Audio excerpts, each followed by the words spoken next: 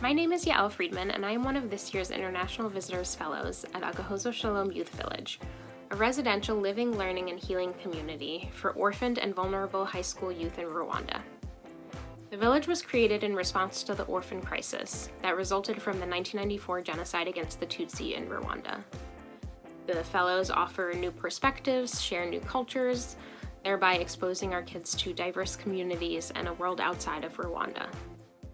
As we learned more about COVID-19, we implemented proper hand washing and physical distancing campaigns in the village so that our kids would get into the habit of good practices to limit the spread of the virus.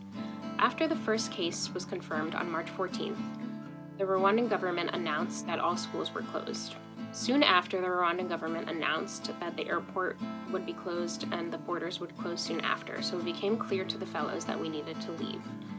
So within an hour of the announcement of the airport closure, we were booked on one of the last flights out of Kigali and left the village about 12 hours later.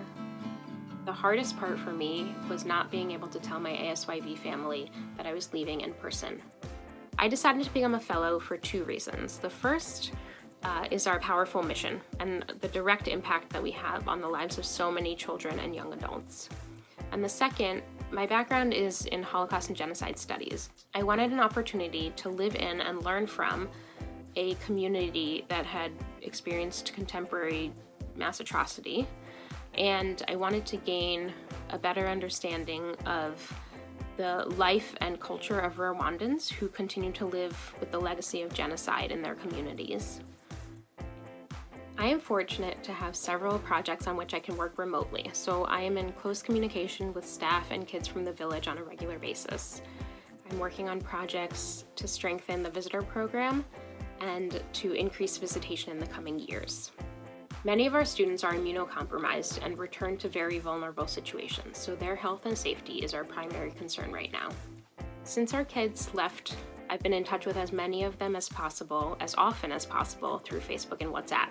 I check in on their well-being, making sure they have food and shelter and basic necessities. I am in communication often with my family mama and other staff to ensure that kids in need are receiving support.